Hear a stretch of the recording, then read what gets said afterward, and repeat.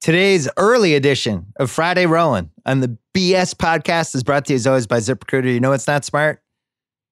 Not listening to somebody who's licking their wounds after round one who wrote the playoff manifesto. I'm coming back hard in round two. You better listen to me this round. You know what else isn't smart? Job sites that overwhelm you with tons of the wrong resumes. Luckily, a smart way exists at ZipRecruiter.com/BS. They find people with the right skills for your job.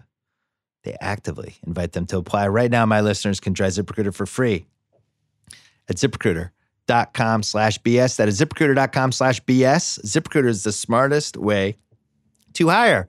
Meanwhile, SeatGeek is the best app for buying and selling tickets to sporting events, concerts, and more. For $10 off your first SeatGeek purchase on any game or sporting event, that includes you, Cowboy fans that are going to be overwhelming this Rams game on Saturday night. I can feel it. Use promo code BS, download the SeatGeek app, or go right to SeatGeek.com. We're also brought to you by TheRinger.com and the Ringer Podcast Network, the world's best website and podcast network. Hey, JJ Redick, if you're a business guy, JJ Redick interviewed the Goldman Sachs CEO on his podcast. Amazing. I don't even think that guy does interviews. David Solomon. Check it out. Speaking of things to check out, we're debuting a new show on all of our platforms as soon as True Detective ends on HBO at 11 p.m. ET this Sunday night after football, so you're safe. True Detective's back. The Ringers, Chris Ryan and Jason Concepcion are also back. They are our guides as we navigate the twisting pathways of Season 3's plots, themes, and characters. Join them every Sunday. It's called The Flat Circle, a True Detective after show on the Ringer's YouTube, Twitter, and Facebook pages. They will chase down leads, explore each episode's cultural content, discuss true crime cases that mirror the ones in the show, and Chris will be wearing a ski cap. That's all I can tell you. It's good, though. This is good, and all of us are kind of high on this third season of True Detective. Did not like the second season, but I think this one is going to be really good. So check all that out. Speaking of HBO, we're going to talk to Alan Sepinwall about his new Sopranos book and whether it's time to really dive in and rewatch The Sopranos. My answer is it is. He's coming up after Joe House. We're talking NBA All-Star voting as well as the $1 million picks for round two. But first, our friends from Pearl Jam.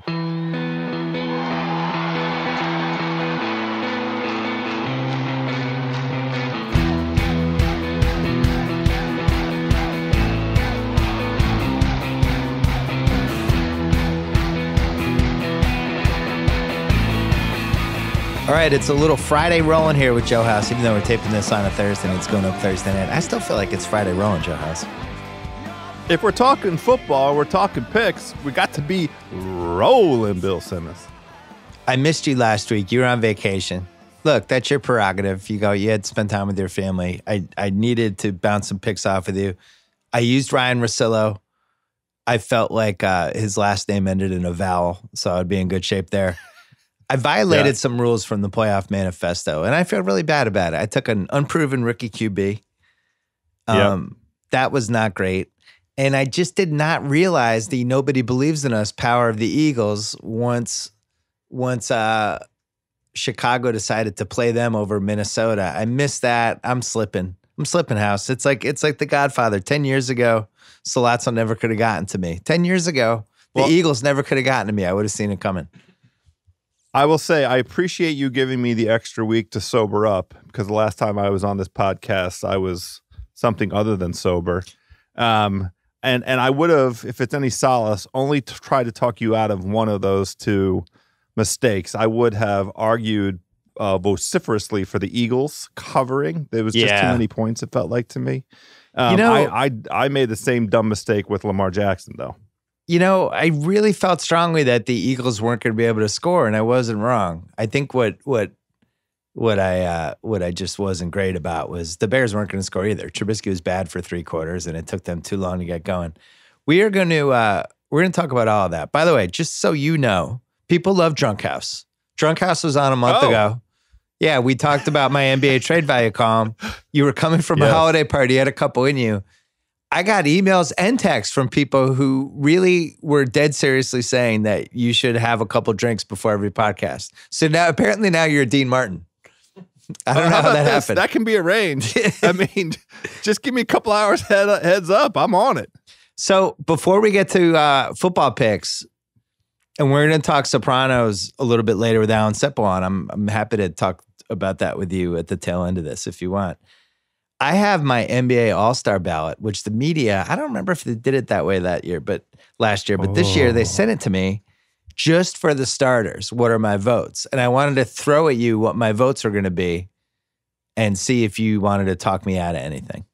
Because it's due. Go ahead, it's due let's do it. I think it's due in a couple days. So, or maybe it's due in 10 days. I don't know. But I thought we'd at least get it going. So the Eastern Conference, you pick 2 guards and you pick 3 forwards. You're 3 front court guys, basically. So for the East, I was thinking for the guards, Kyrie Irving, Kemba Walker were the 2 that jumped out at me. As Kyrie's had his most efficient season. The Celtics are really starting to play well now. Kemba has been kind of a one-man show, even though Charlotte's a 500 team. I think they would be a bottom 4 team if he wasn't there. Is there any other East guard that I should be considering, just off the top of your head? The only guy that I would want to look at his stats and think about a little bit longer is Oladipo, but he's missed so many games, I feel like I can kind of dismiss him out of hand. Yeah, so Oladipo normally would have that spot. He missed some games. I don't think he's 100% healthy, and I'm not 100% sure they're using him correctly. Just having watched him a few times, I wish his usage rate would go up. I wish his usage rate and Kyrie's usage rate was both a little bit higher. Although maybe now the Celtics have figured it out. I don't know. I'm watching that. The Celtics played their best game of the year last night against Indiana. And it was, I called my dad at halftime. I'm like, are you watching this? And he's like, yeah, we look great. And we were like, what do you think the difference is? And it's almost like everybody's bought in now. Nobody's going to be totally happy with their minutes. When you're in there, just try your ass off. And now that's starting to happen. So anyway, they played Indiana last night. And it was clearly a situation where Indiana needed to take their best guy and basically be like, yo, you got to save us, dude. Can you pull James Harden or something close? Yep. And they just aren't thinking about him that way. But what I notice with them is it seems over and over again, late in games is when they're going to ask him to do that. I think they should get him going earlier, personally. But well, I think we're right at the juncture where we might start seeing that. I agree with you that Oladipo is not all the way healthy. And on the observation you made about the Celtics, we're exactly at the right moment for the chemistry experiment to be over. We kind of are finally having the results of that experiment. We are literally halfway through the season, like right now. Yeah. And so it makes perfect sense that the rotation has rounded into form. The guys know what their roles are going to be. It makes perfect sense that it took 41 games to figure it out. For the Pacers, the right thing to do in view of Oladipo's injury is to kind of save that end of game. I don't want to use the word clutch because I know that has a bunch of analytical connotation to it. Yeah, you save the Oladipo bullet for late. Crunch. I get it. Yeah. But they need him to get going because defensively, I think they made a leap. They were terrible last night, but just in general, their defense has come on. Turner's played a lot better since we left him out of the trade value column. He's been he took note. He did. I think he read it. I think he got pissed off. But the bottom line is Oladipo's stats just aren't as good as they were last year. He's averaging 3 points a game less. All of his shooting percentages are down. And the eye test, he doesn't seem like he's 100% yet. So I don't feel bad about the Kemba Walker thing. Those are my two guards. For the front court, this was easier to me. Giannis and Kawhi, obviously. Yes. Shaking my head, yes. Easy. And then Embiid. I'm done. Do I even need to overthink this? Who else would even crack that? I'm trying to think about one of these Eastern teams on the come up that you want to give a little honorable mention juice to. There was some fun Vucevic. Nobody from Orlando, right? Yeah, there's some fun Vucevic first 25 games, but now they're cratering, so that's not going to work.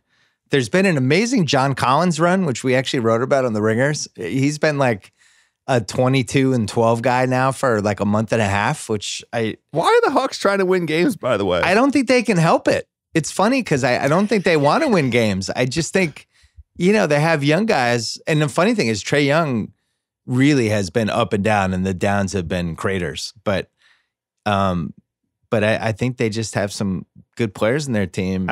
It's the pride of the Winging It podcast. Yeah, but I'm so worried about that podcast because that's my favorite podcast right now, or one of them.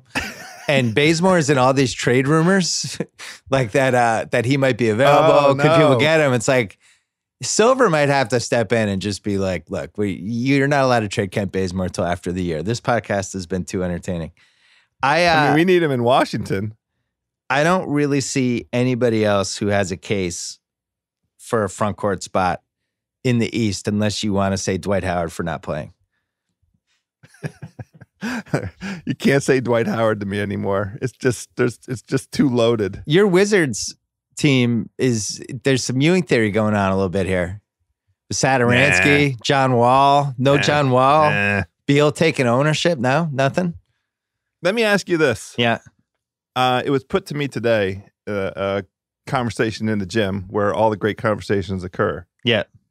Would you straight up, well, let me put it to you in Bill Simmons fashion. Who says no? Andrew Wiggins for John Wall. I would do that if I was Washington in 5 seconds. I would not do that if I was Minnesota. Me too. I would do that in 5 seconds. But here's the case for Minnesota. Towns, the best Towns. What's going to be the best Towns? When are we going to see the best version of Towns? They've been sort of dabbling around with a point guard. They've tried to bring quality point play into Minnesota. They hit a miracle home run with Derrick Rose, but D Rose is mainly still the best version of D Rose as a scorer, not a distributor. Don't you get the best out of your Towns investment with a point guard that can set him up? House.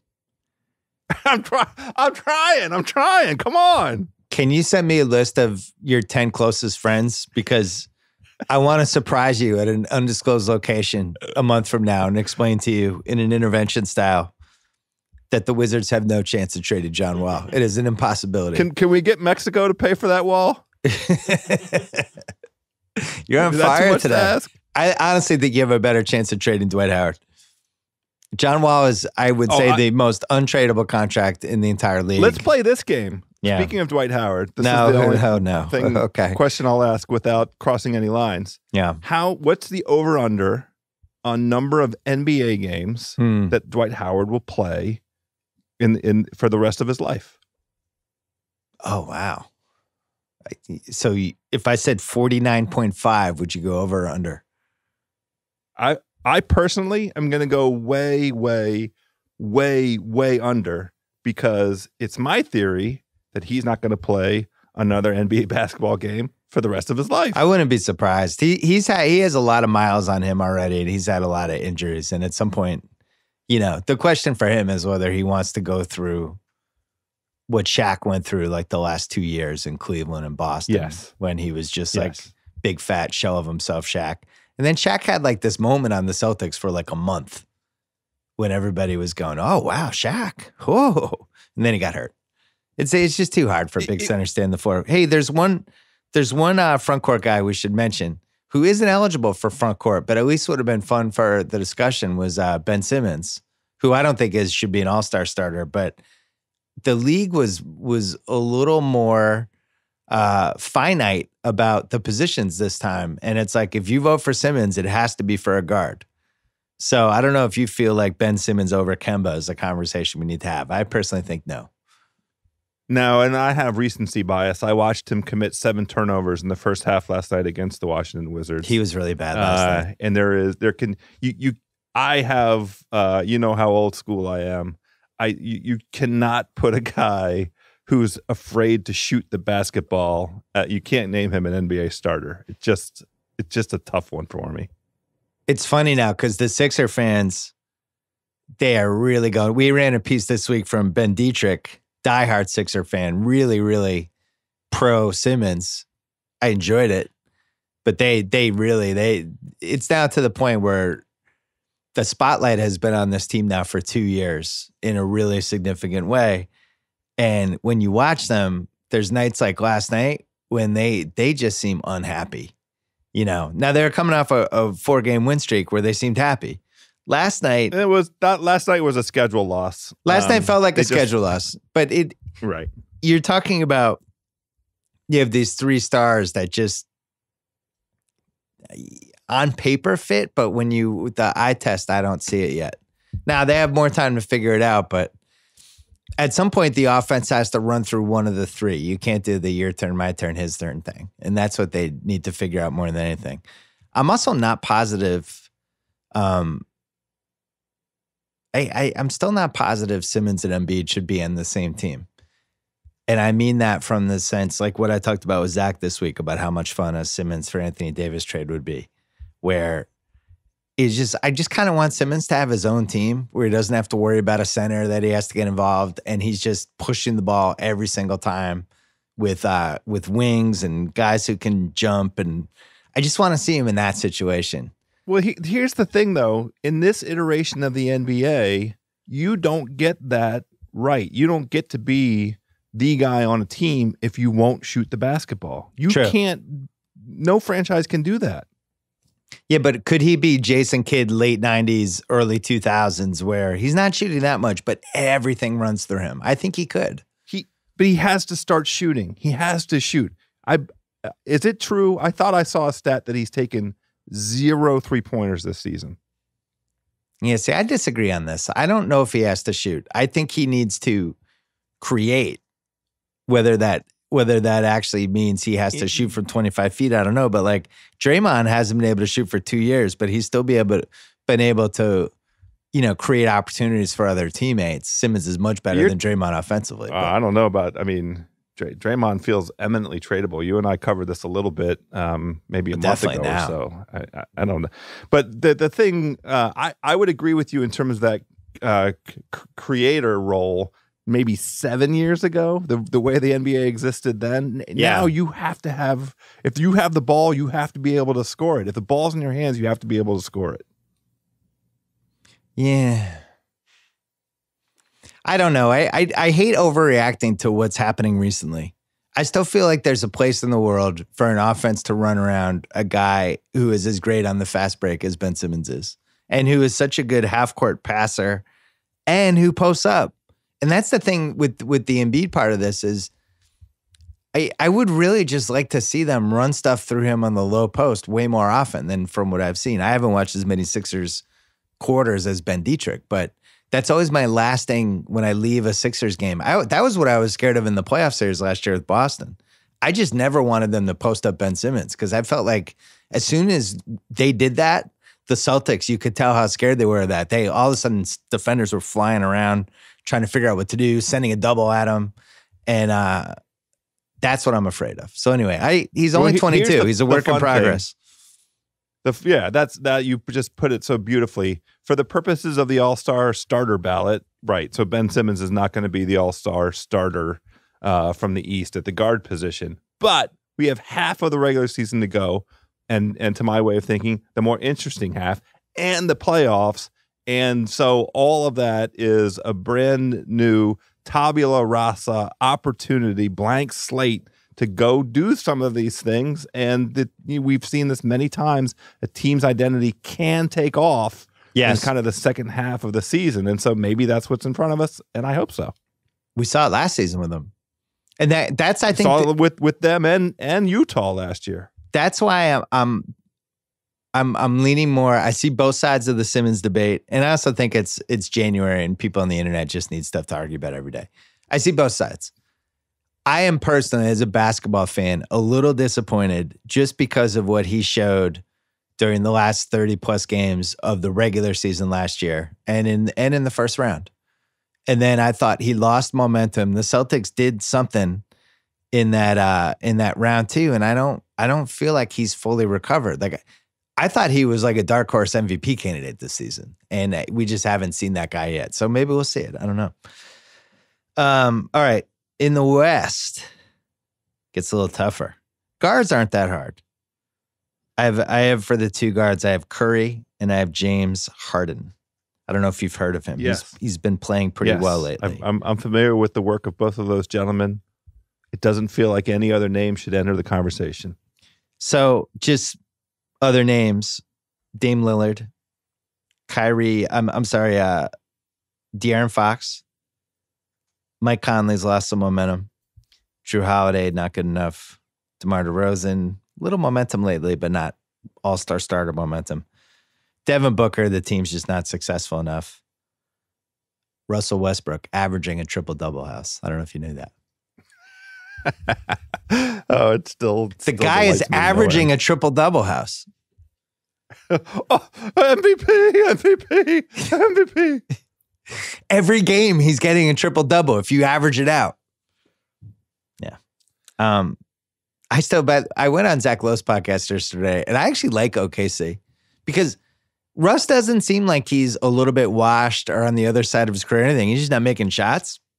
But athletically and from an energy standpoint, he seems the same. He might just be in a horrible slump or something. But if he can snap out of it a little, the team around him is really good. I like that team. They're good. Yeah, I like that team a lot. They have a defensive identity that I did not anticipate. I think we still pick the over for them. But yeah, that's going to win. They can get locked down. So Curry and Harden, I think that's a no-brainer. Both guys, Curry's having a borderline career year. He was still better 3 years ago, but all his numbers are pretty close. The team success hasn't been as good. And Harden's having, honestly, one of the great offensive runs in the history of the league and has a chance to break the vaunted 35-point a game. It's in Playhouse. Just incredible. I love it. I can't get enough. I did some research on the 33-point club pass. I was going to put this in the trade value column this month, but I'll step on it here, whatever. Only 10 guys have ever scored 33 points a game in a season. It's only happened 19 times total. Wilt Chamberlain 7 times. Jordan 3 times. Elgin Baylor 2 times. Okay. Rick Barry early. Kobe Bryant, the famous Kobe year. Kareem. Yes. Bob McAdoo. The two I wouldn't have gotten are McAdoo or Barry. Tiny Archibald. You wouldn't get these two. Allen Iverson did it once. That like if with enough time I might have got to AI. Charlie Scott in the ABA. You're right. I wouldn't have got that one. You wouldn't have gotten that one. My point is this is very hard to do. I love like the 30 points a game, 33 points a game, 35 points a game. If you're scoring 33 points a game, you have like one 12-point game or, you go 6 for 18 one game or you just suck. It makes it, then you have to almost average 34 points a game to pull that one up for the next couple of weeks, right? It's just really hard to do that night after night after night. And now he's at the point where it's shocking if he doesn't get 35. Like last night he had 42, an off night. He was 13 for 30. That team is the way they're built around him and how brilliant he is now. It really seems like he might get to 35. He's at like 33 point something now. He's in the middle. I think he can get there. I think he can average. He'd have to average like 36 and a half, 37 the rest of the way, but I think he could do it. What do you think, Oz? I think this is the most admirable stretch of his entire NBA career. Me too. And the reason that I say that, I get the hyperbole and I know recency bias and all the reasons why that might sound ridiculous, but to me, what is admirable about it is that taking the team on his shoulders. We were disappointed, was it 2 years ago? 3 years, multiple years. The Clippers game 6, he came out.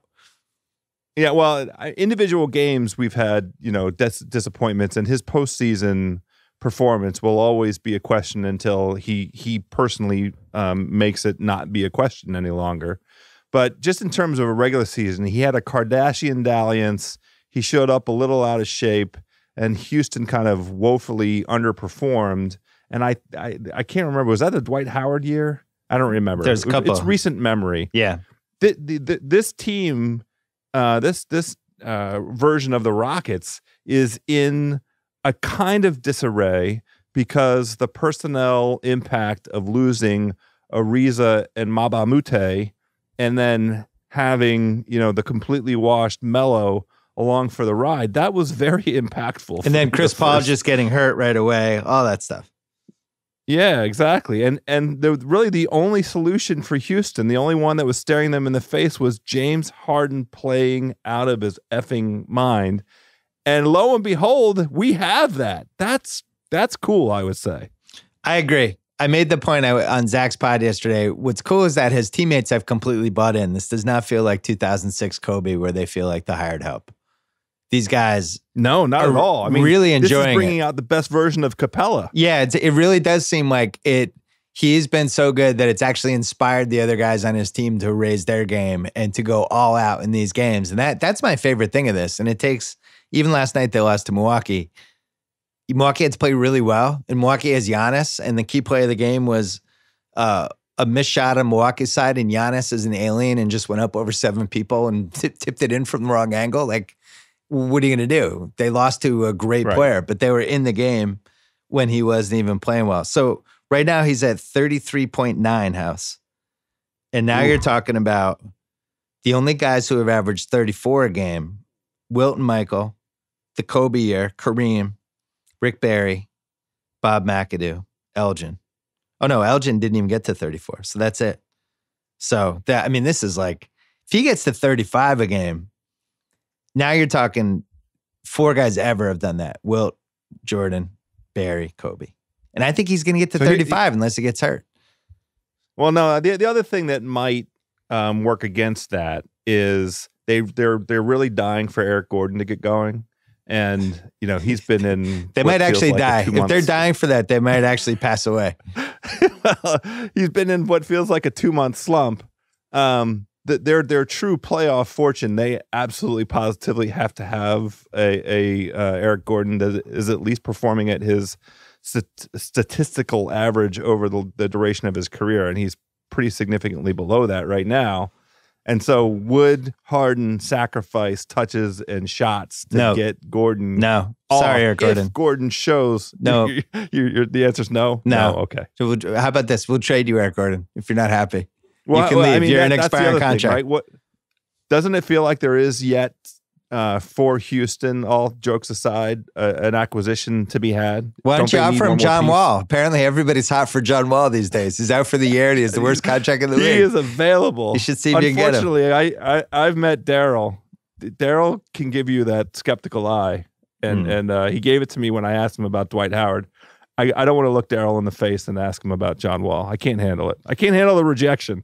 Speaking of voting, this year it's actually easier than ever for fans to vote because you can just vote for NBA All-Stars by searching on Google. Search for your favorite player or team. You can vote right in the search bar. You can also search on Google to stay up to date with live scores and view upcoming game schedules. The All-Star game is February 17th. Voting runs until January 21st. Fans can vote for 10 players a day.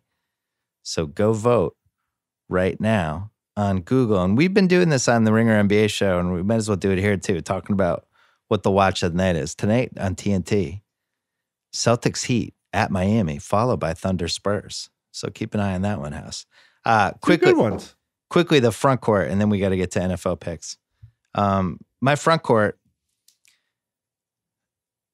Kevin Durant and Paul George as my forwards. Can't argue it. The only other person that has a case is a guy you might have heard of who plays in New Orleans, and his name is Anthony Davis. Wait. That would be your fifth. That's the third front court guy. It would be, except I think I'm going to put Nikola Jokic there, and I think Anthony can go sit in his French Quarter mansion where he's secretly bummed out, complaining about how much he has to do for his team. And meanwhile, his team's pretty good. I don't want to hear it, Anthony. This is so disrespectful. Yeah, I don't want to hear it, Anthony. Guess what? Wow. Guess what? You're the most talented. I said this on Zach's yesterday. I'm doubling down. You are the most talented power forward of all time. You went on a crazy run last year where even Tim Duncan was like, holy shit, I can't believe what that guy's doing. He didn't say that, but he was thinking it. And now it's like a new year, and it's like, oh man, it's so hard every night. And he's buying a house in LA, and he signs with Clutch. None of this is good. I'm penalizing you. I'm not voting you for an all-star starter. You're berating the brow. Yeah, I think Paul George has been better. You know what I saw from Paul George? A guy who, whether he was told by Adam Silver to do this or not, re-signed with Oklahoma City to play with Russell Westbrook, his friend, and he has stepped up his game, and he's been awesome. I like that. You know what else I like? Kevin Durant's having one of the best seasons of his career. I'm not going to bounce Kevin Durant as an all-star when I have Anthony Davis, who's missed like 8 or 9 games already this season. I never know when he's going to play. He's unhappy. He hasn't thrown water on the trade rumor stuff yet. You know what? Go come off the bench in my all-star game, Anthony Davis. I'm done with you. The Joker is the one that I'm surprised that you have in there. Durant and George, their cases are impeccable. I wouldn't argue against either one. The Joker's 27-12, and he's the 1 seed right now. And Davis is 20-22, and he's going to be representing the Pelicans in the lottery. Only won't because he doesn't want to be there. So he can come off the bench. All hail to the Joker. Unbelievable. Yeah, sorry. Berating the brow. That's ballsy. Triple B. Ballsy berating the brow. You know what? You're in New Orleans for now, and you're under contract. Lead him to the playoffs. How about that? There's an idea. Are we sure his team's bad? I like Drew Holiday. What? It isn't whether they're bad or not. The problem is 2 crucial positions. They have new personnel. They have Julius Randle and Elfrid Payton, in place of Boogie Cousins and Rajon Rondo. That's kind of a sizable difference in terms of personnel and chemistry. And I know that they lost Boogie in February last year, but still, like, asking Davis to put the team on his back after they'd played together the way they had through the first sort of 2/3 of the season last year, and he did it, and he was awesome, and they were great. And, he did. And they went in and kicked ass in the playoffs. It's a totally different thing to start this season from, I don't know, you're not starting from zero, but you're not starting from the same place you were in the previous season, not even close. Can I let you in on a little secret, House? Can I let you in on a little secret? Please. I was just doing this for show. I'm not really that mad at Anthony Davis, but I'm not voting him for a starter. I do think his team's a little better than he gets credit for. You're an entertainer. Unbelievable. I'm an entertainer. I'm just trying to entertain people. Look, he's averaging a 29-13. I don't know how much more he could do, but it's more to me, it's rewarding Jokic. I love Jokic. Okay. Zach and I discussed it yesterday on the pod. He has the rarest of rare abilities is he makes every person he plays with better. And if you just look at their roster, they don't have another all-star candidate on it. Who's their second all-star? They're going to have one all-star. It's going to be him. And they're the 1 seed. He's been great. He makes his passing. I've just never seen anything like it. We grew up, we were going to Holy Cross hearing about Sabonis and how apparently wonderful he was, and not really knowing anything other than the Olympics when he killed us. Then he showed up in Portland. He had that giant head and looked like he was just washed up, couldn't move. Bill Walton was another one. We were pretty young for Portland. I barely remember it. But then the 86 Celtics version, he's playing 18 minutes a game. That was awesome. This we get to see night after night. I love it, and I want to reward him. And I'm sorry you're not happy in New Orleans, Anthony Davis, but you're going to have to come out the bench for me. I don't really want to prolong this discussion any further. The only thing I would say is if we were going to really have an argument about starter, I think the argument is properly Durant versus Davis. Oh, I like that. Okay. Because Durant, you could argue, he has got one foot out the door too. So you could also make that argument. Right. And that very popular trope of the Warriors record when Curry's hurt and Durant's capacity to bring them versus, games where Curry's a solo and Durant's out. That's good. You know what? I'm glad we talked this out. What I'm going to do, I'm going to pencil in Jokic. I'm going to pencil in Paul George because I think he's been flat out incredible. And I think, another few days to figure this out. And I'm going to just monitor the Durant versus Davis thing. And maybe Davis will swing it. You did. You helped a little. Unbelievable. America, thanks you. A little. Yeah. Let's take a quick break, then we'll talk football picks. Hey, we all put off doing things we know we need to do. We know we need to organize the garage or make those returns, but something always gets in the way. Funny how home security can be like that too. It's a good idea, but there's something holding you back always. Well, Simply Safe believes nothing should come between you and protecting your home. They've gotten rid of the reasons not to get home security. For instance, no contract, no price markups from any middleman, no installation windows. It's only engineered to do one thing brilliantly: protect you. If a storm takes out your power, if an intruder cuts your phone line, if they destroy your keypad or siren, Simply Safe will always get you the help you need. Maybe it's overkill. Maybe it's the last thing you want to think about. But with Simply Safe, you're ready for anything. Get a jump on protecting your home at simplysafe.com/BS. No time like the president. Simplysafe.com/BS. That is Simply Safe with 2 eyes. And since we're here, check out the Ringer NFL show if you want to hear the predictions from Kevin Clark and Robert Mays, GM Street's Michael Lombardi and Tate Frazier, or the Dynasty Football if you need a little help with your daily fantasy, Danny Heifetz. Dual threat. And Danny Kelly. Well, Dual Threat already happened. Oh, yeah. They've already listened to that. Okay. You can still listen to Dual Threat with Ryan Russillo, but I'm assuming they already listened to that. All right, back to house. All right, football picks time. Lost some money last week, House. Mostly. I lost along with you. Yeah, and we could have hedged at halftime with the Eagles. Well, You did hedge. You did I hedged hedge before the game started. Well, you're a wimp. I need to tell you. I didn't want to take the. I don't want to quantify it. I didn't want to take a super L. I was prepared to take a little L, and I took a little L.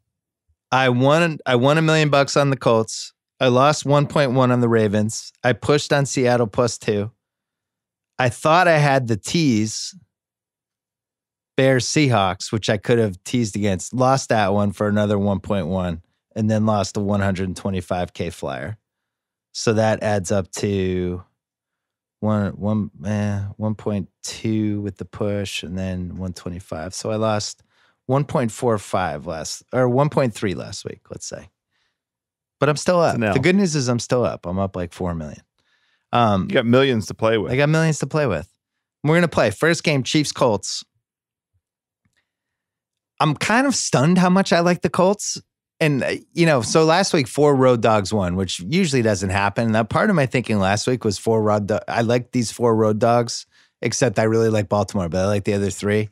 But the road dogs never do that well. People are on that. Everyone's going to have the road dogs. Let's go against the grain. And then 4 road dogs cover. This week, there's actually been more action on all 4 road dogs. I forget where I saw this, but somebody was saying this is the first time in a long time that more than 50% of the action is on all 4 dogs. Does that scare? Yeah. Does that scare you? I feel like, the Ringer and the Ringer's own cousin Sal, lock it in, cousin Sal. I think I saw him talk about this. Yeah, well, sometimes he gets too caught up in that and gets burned in the end. And I think the Bears was a good example of that. Oh, that's true. When people are moving one way, he becomes convinced the other way is the way to go. And then sometimes that doesn't work. That's why he doesn't own his own casino house. If he knew it was going all the time, we'd be going to Cousin Sal's Palace on the strip. I can't wait for that. We need whatever it takes for him to get on a hot streak. I'm praying for it. I'm dying for it. I want to go to Cousin Sal's Palace. I'm betting $1.1 million on the Colts +5 for the following reasons. I've enjoyed them ever since they were 2-5 when I watched them almost beat the Eagles, and I filed it away and I talked about it on this podcast that there was something I liked. I liked how they could move the ball. I liked their youth. I thought they could protect Luck, which is super important, and they had a couple of playmakers I like. Since then, they've really taken off, and the numbers the second half of the season, they're basically top 3 DVOA. Right now, if you throw in the week 1 of the playoffs, Football Outsiders has KC and Indy 1 and 2 in weighted DVOA house. So that's one. It makes sense.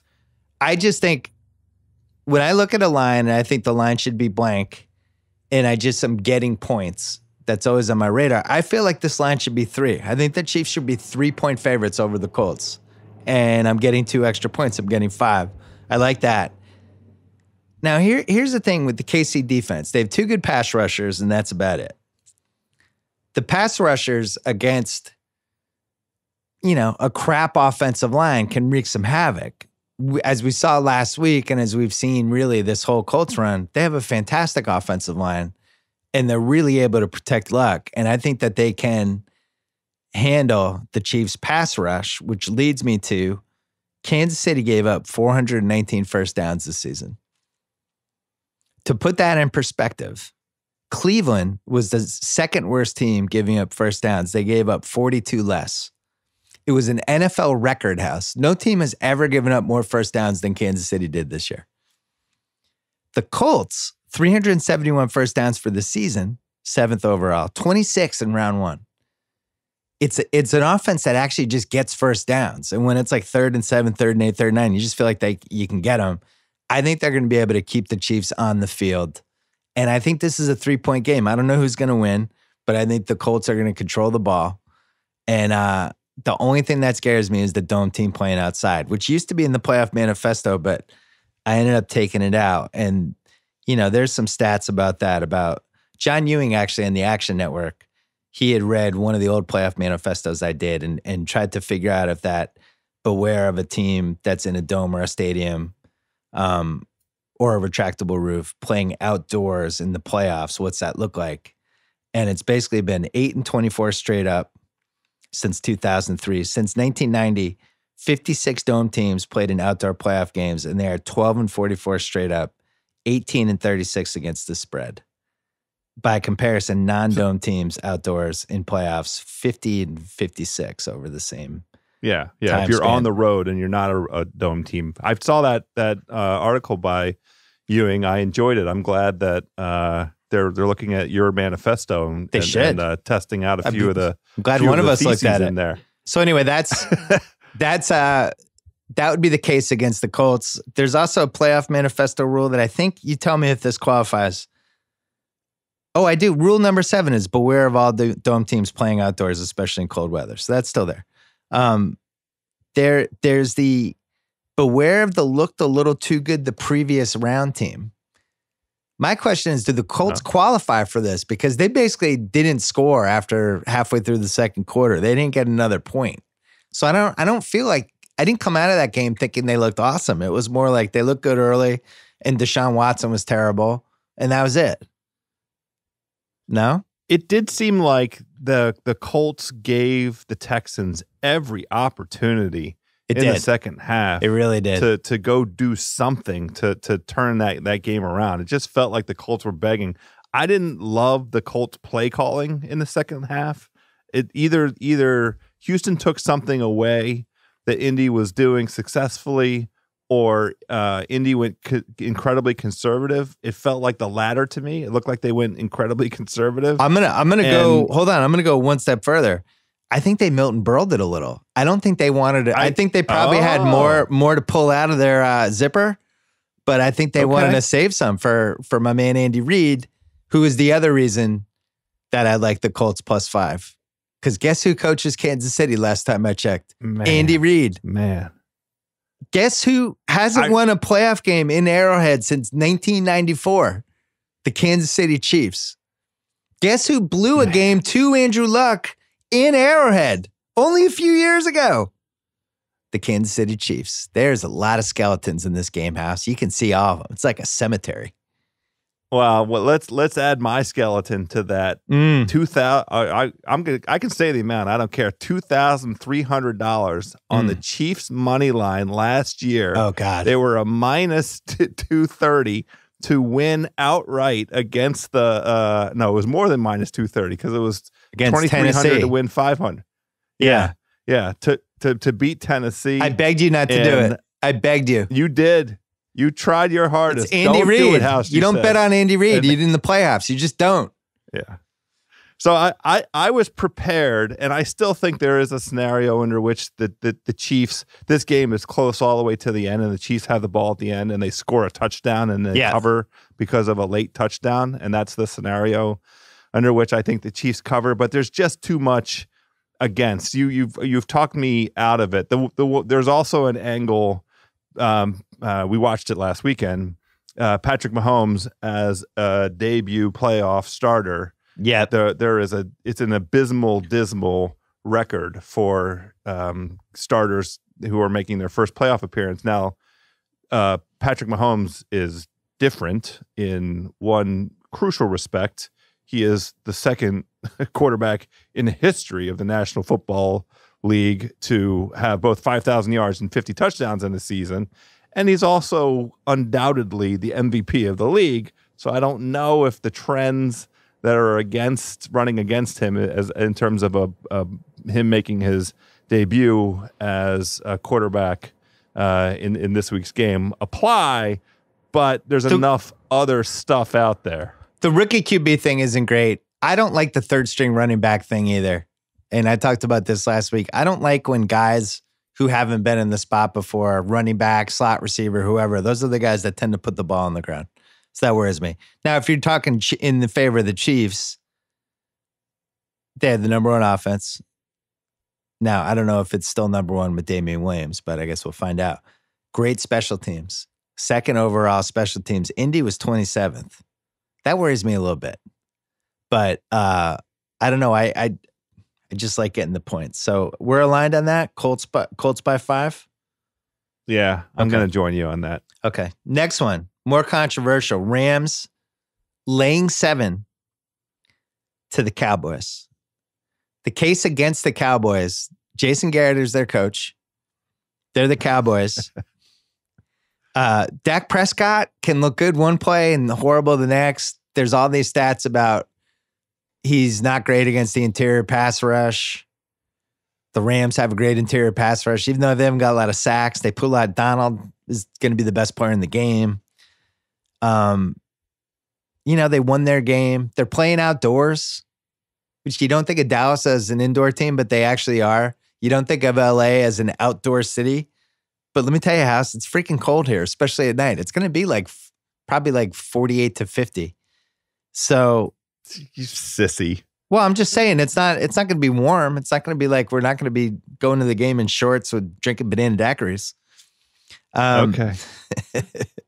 And then the Rams really just didn't play that well the last 6-7 weeks of the season. Like I think we have this every year where we have the rabbit team that looks great the first 9-10 weeks. And then after that, they just didn't look the same. And you look at, they piled it on against San Francisco and Arizona the last 2 weeks. Week 14 and 15, they lost to Chicago, put up 6 points total against a good Chicago defense. Lost to Philly 30-23. The shootout against KC, which was the game that allegedly changed the NFL, that was November 19th. So long ago. So anyway, I don't trust the Rams is really what it comes down to for me with that number. And I actually think this might be a non-bet for me. I might stay away completely. I just don't trust them. I don't trust Goff against that Dallas front seven, which I think is really good. And I think Seattle's game plan last week was an atrocity. But I think one of the reasons it was an atrocity was I think they were really worried they couldn't block that front seven. And they were just trying to grind them down with the run game and couldn't do it. Should have spread the floor. I mean, I should have spread the field and tried to pick them apart. And I'm sure the Rams are going to do that. But the no Cooper Kupp thing, only having the really 2 receivers you can count on, and then Gurley, we have no idea how healthy he is. I don't know, House. The 7 makes me nervous. What do you think? I agree with you. It feels like too many points to me. I think what we saw in that Eagles game, the physicality of the Eagles up front against that Rams offensive line and how uncomfortable the Eagles were able to make Goff and what that translates into in terms of virtually everything. Like the body language out of him when he's uncomfortable because of pressure is such a radical departure from the confident swagger version of Goff. I think the Cowboys can repeat that. I think the Cowboys have this same amount of talent and athleticism up front as the Eagles, and the linebackers are as good as anybody in the league, arguably. Van Der Esch has been incredible. Jalen Smith's been incredible, and DeMarcus Lawrence on the line is going to go wreak havoc. I mean, I'm with you in terms of just staying away from it. But if I was going to bet, I would I like the Cowboys getting all those points. There's 2 other factors here. One is that they really beat Seattle much more handily than I think the final score of that game was. You could make a case if Seattle's driving for the garbage time TD or whatever, and some dumb play happens and Dallas wins by 17, which really is how that game could have ended. Is the line different? If Dallas wins that game, I don't know, 27-10, which it kind of felt like it was a 27-10 kind of game in some ways. Is this line 7? I don't feel like it is. So maybe you're getting free points there. What do you think of that? I agree with you. No, you're absolutely right. If Dallas had won by 17 going away, I mean, Seattle had the ball at the end of the game with the chance to, tie the game. So, yeah, it was an optical illusion, though. It made it feel like it was closer and Dallas squeezed it out, but they really didn't squeeze it out. They dominated that game. Here's the other thing. I think there's going to be like 40% Cowboy fans there. There might even be 50. And I think we see this over and over again. And it's happened to me a few times where I bet on the home team and forgotten that there was going to be just a ton of fans for the other team there. And it's an unsettling feeling when you're playing a home playoff game and half the crowd is not only rooting for the other team, but really, really loudly, belligerently rooting for them. And I'm going to be interested to see you throw that with the Dallas front seven. I kind of want to do a half, maybe a 550 to win 500K bet on Dallas +7 just to respect myself. What do you think of that? Okay. I like it. I mean, the other interesting thing on that home field advantage portion of it, it's not like there's a rabid LA Rams fan base. You know what I mean? It's not like the 60% that show up are going to be insane. No, they're not. It's going to be one of the most peaceful environments Dak Prescott's ever played in a road playoff game. And then right, exactly. The other thing, just play it out. Dallas wins, New Orleans wins. Now it's Dallas at New Orleans NFC title game, and everybody talking about the highlights from that other game for a while. I could kind of see that happening. Yeah. And then Jerry Jones and New Orleans, the two teams that have really clashed the most against Roger Goodell, all that stuff. So anyway, half bet on them. I don't trust Goff is really what it comes down to more than anything. I don't trust him in a game like this against a good front seven with half the crowd rooting for the other team. I just want to see it. And if he burns me, so be it. But I like getting the 7 when I don't know which team's going to win. I think it's the right move. Patriots-Chargers. Chargers probably the most popular underdog pick I can remember in the playoffs in a while. Haven't seen a lot of Patriots momentum. With good reason. Yeah. They deserve it. Can I make the case for the Pats? Oh, you can. I'm listening. Starting with the fact that the host of this podcast doesn't believe in them. I think that qualifies for them as a nobody believes in us team. Oh, I love it. People have the Chargers penciled in the next round already, and meanwhile, they're getting 4 points. So why is that? All right. Well, before last week, since 2002, Pacific and Mountain Time Zone NFL clubs have been outscored 202-56 in the first half of all 1 p.m. playoff contests on the East Coast. Oh, that's that house. That's a Joe House kind of stat. Yeah. Where'd you get that one? I don't know. I found it online. No, I think the Ravens last week. I love it. Chargers-Ravens screwed that one up last week. But yeah, that's a good one. The old West Coast playing the East Coast, that is a tough one. And I do this. Look, I go back to the East Coast all the time. I'm always fucked up.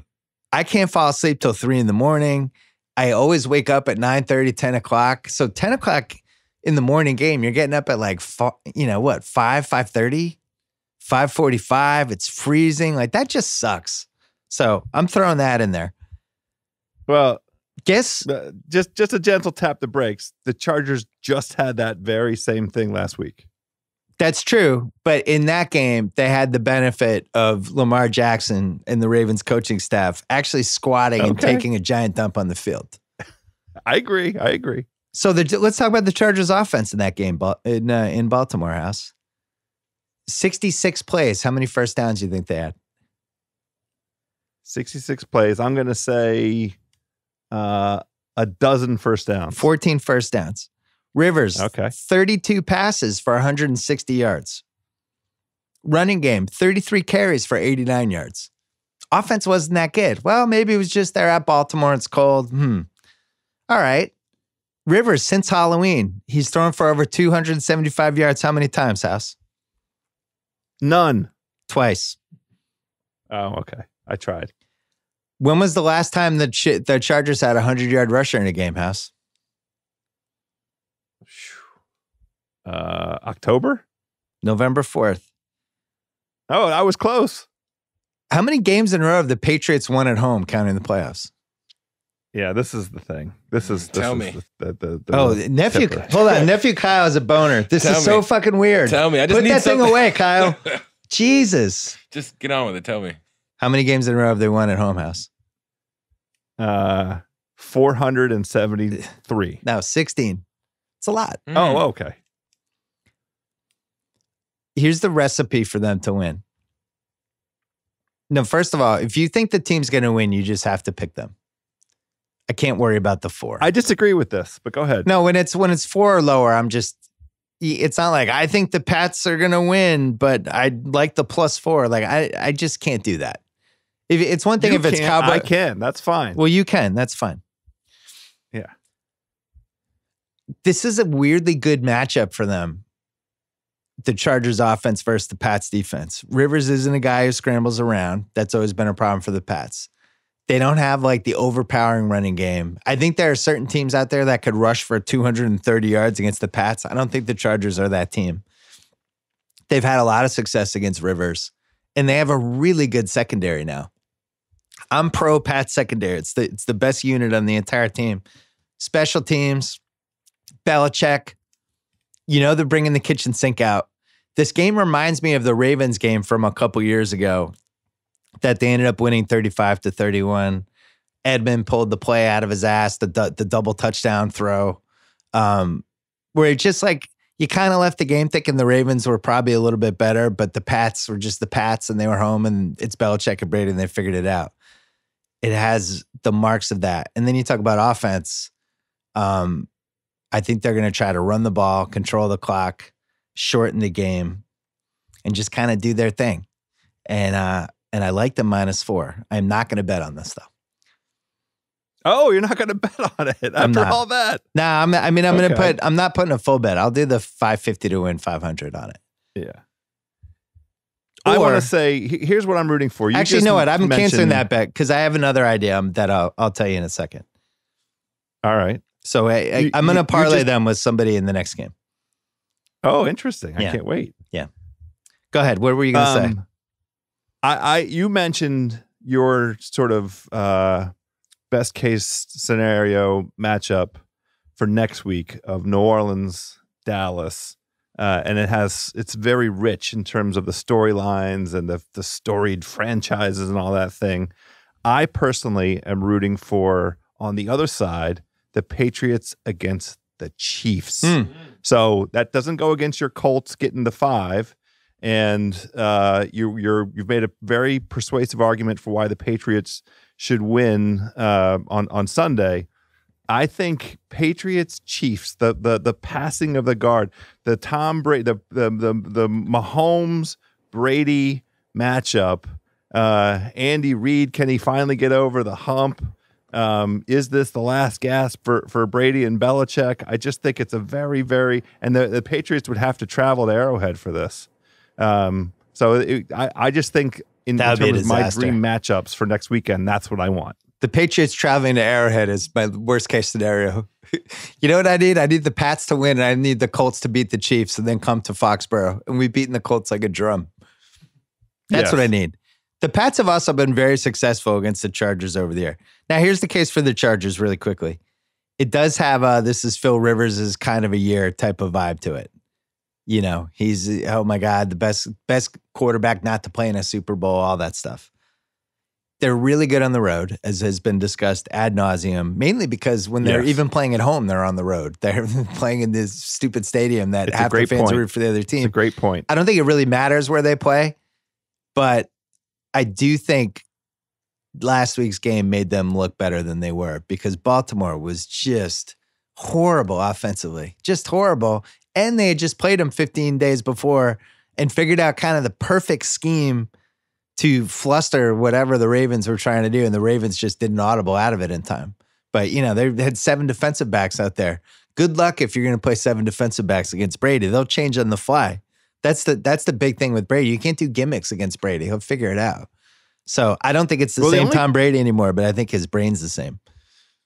Yeah. The only thing I would amplify on that point is and I want to make sure that Melvin Ingram is 100% good to go. But Bosa and Melvin Ingram, that's a different look coming from the Chargers. It's rough. From my own sight test, the fastest pass rush in the NFL right now. Those two guys are so effing fast that Brady under pressure in the playoffs is kind of a different Brady. I mean, it's the best I could come up with, but I was super impressed by how quickly Bosa and Ingram were in the backfield all game against Baltimore. Well, and then Ingram was the best player in round one, and then Derwin James is the other one. They have three absolute blue chipper defensive guys, and I can see how this game could go where the Chargers just dominate the whole game. Believe me, I'm prepared emotionally for it, House. I think they could pressure the hell out of Brady, hit the hell out of Gronk, no running game at all. Pat's on 3rd and 8, 3rd and 9. They don't have the same kind of weapons anymore. I see all of it. I think here's what I keep coming back to. If the Pats lose this game, I think that's it for the Belichick-Brady era in a lot of ways. Wow. Why?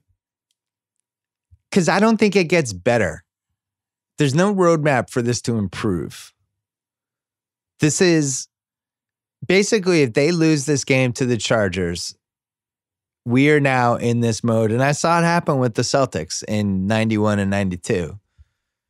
You never know the dynasty is going to end until it ends. We saw it happen with the Popovich Spurs.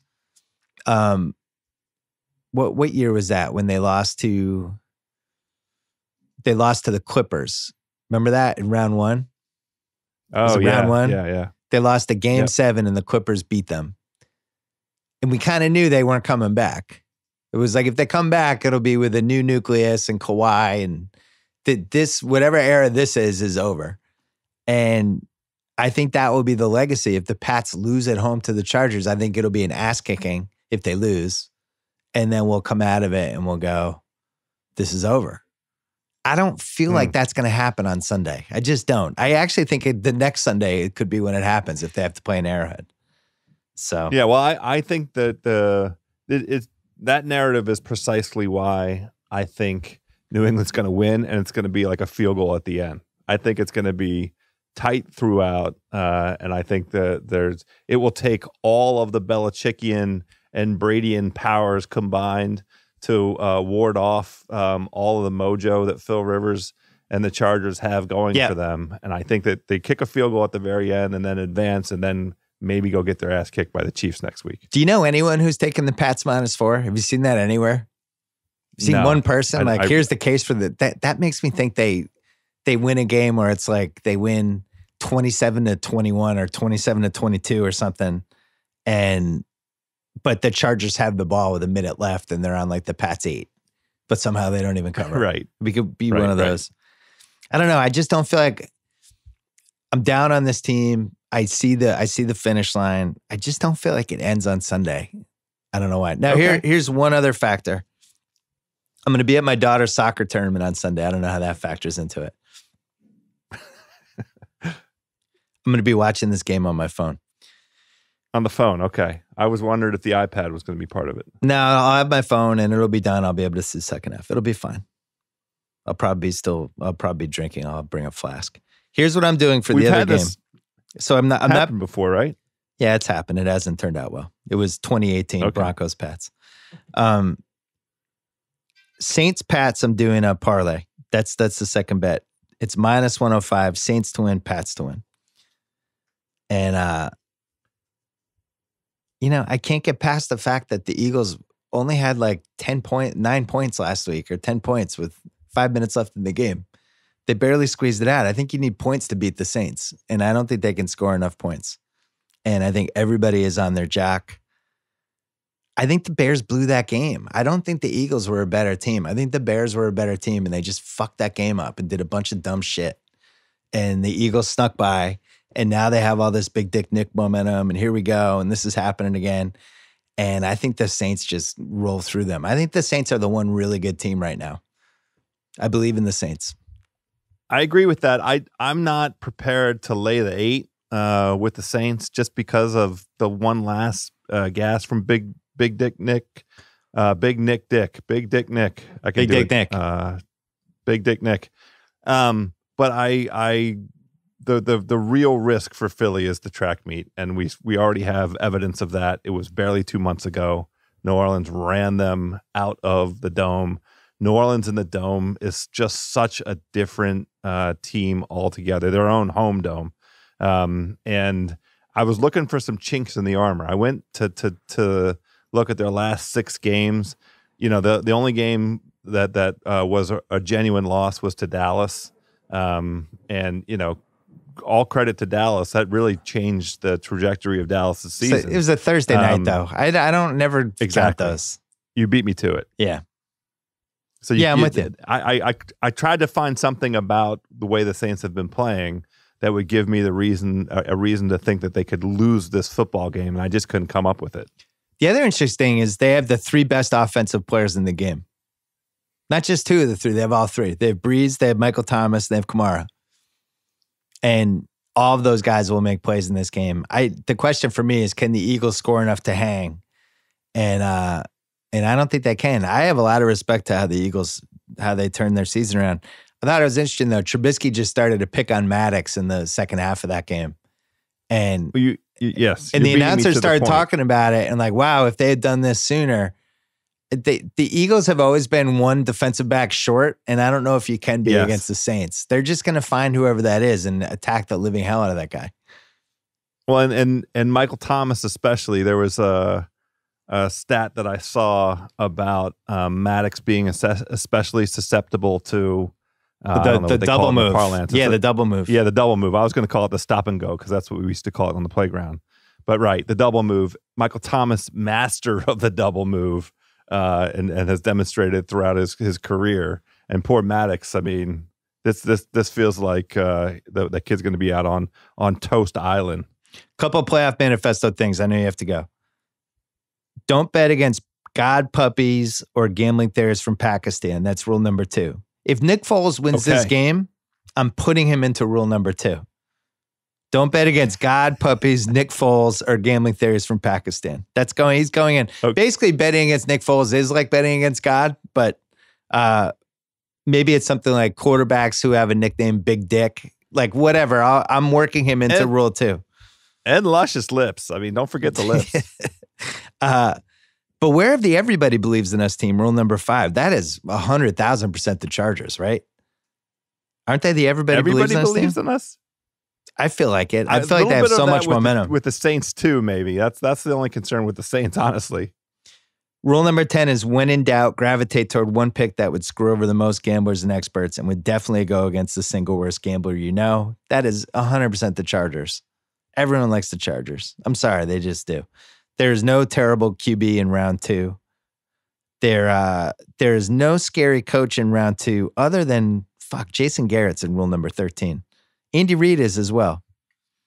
Yes, Andy Reid is definitely there. Rule number 13, before you wager on a team, make sure Marty Schottenheimer, I'm adding his family, or anyone from Marty Schottenheimer's family, Herm Edwards, Wade Phillips, Norv Turner, Andy Reid, Dan Quinn, John Fox, Jason Garrett, anyone named Mike, anyone described as Andy Reid's pupil, and anyone with the last name Mora isn't its head coach. I just realized Jason Garrett and Wade Phillips cancel each other out. This is great. So it's okay to lay the points with Dallas. I mean, for Dallas to get the points. So there you go. All right, so here are my picks. 1.1 to win $1 million on the Colts. A little $550K plus 7 Cowboys. And then $1,050,000 to win $1 million on the Pats to win, parlayed with the Saints to win. Which one is a guaranteed winner, House? I love the parlay. I love the Sunday parlay. The OG, I'm going to call it the OG parlay. That's that's Tom Brady and Drew Brees at home, taking us through, getting us at home, and that puts us in such a wonderful position for championship weekend leading into the Super Bowl. We're going to, we have the OGs doing their thing. That's what I want to root for, and I like. That's where I want my, at this point of the season, I want to gamble on what the outcomes that I want. I don't want to hold my nose and do contrarian shit anymore. I just want the outcomes that are best for my viewing pleasure, and the OG parlay, I'm all over it. House, a pleasure as always. You can hear House on House of Carbs, his food podcast, and then when does golf start get going again here? I think we're gonna have it open up coincident with the Tigers' debut in the 2019 season. He loves Torrey Pines, site of his last major victory. So that's like the third week of January or so. There you go. Any last words for Neffy Few weeks Kyle? away. Good word, Neff. He's Thank you, guys. he's dating again. Get this out of here. He's still with the Who- old who's he girlfriend. dating? He's Yeah, got it's the the old same girlfriend. person. They're The back. same one? They're Yeah. back. Yeah. Oh, I haven't no. talked to you about this. Kyle, I sent you something in the mail. Really? Go to the mail room. Okay. And I'll talk to you about it after you get it. All Okay. right, will do. All right. Bye, house. Have a good Thanks. weekend. Thanks, boys. All right. Yeah, let's have a winning weekend. Let's do it. All right, we're going to call Alan Sepinwall to talk a little Sopranos. Couple spoiler alerts coming, but nothing too major. By the way, if you haven't watched The Sopranos and you're over like 17 years old, just move. Move to another country. We don't want you. Anyway, here's Hotel Tonight. Here's a little insider travel secret from our friends at Hotel Tonight. There are tons of empty hotel rooms out there just waiting to be booked. Hotel Tonight has partnered with these awesome hotels to help them sell their unsold rooms, which means you get incredible deals. Forget scrolling through never-ending lists. Hotel Tonight shows you a select list of incredible deals at cool hotels they think you'll love. Short profiles of each hotel, all the info you need, pictures of what the rooms really look like. I was just on Hotel Tonight because my daughter has a soccer tournament this week and was debating whether I wanted to stay over on Friday night or not. They always had these little extra whistles. You get like these instant burst deals that expire after 10 seconds. And you can arrange it by price, high price down to low, or budget deals, luxury deals, whatever you want.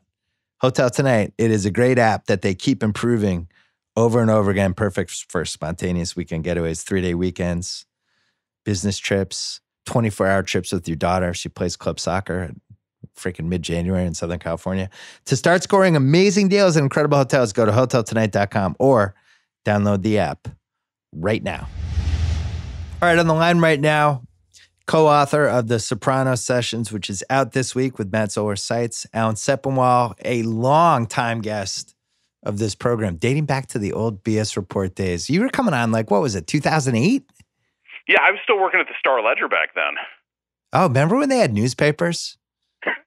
I remember newspapers. God, That was nice. I'm still rooting for newspapers. The Mavericks just took their beat writer. I think they laid him off, and they have no beat writer right now. And I'm like, whoa, really? We're just not going to have newspapers? What the hell is going on? I'm really concerned, and I hope there's some way they can figure this out.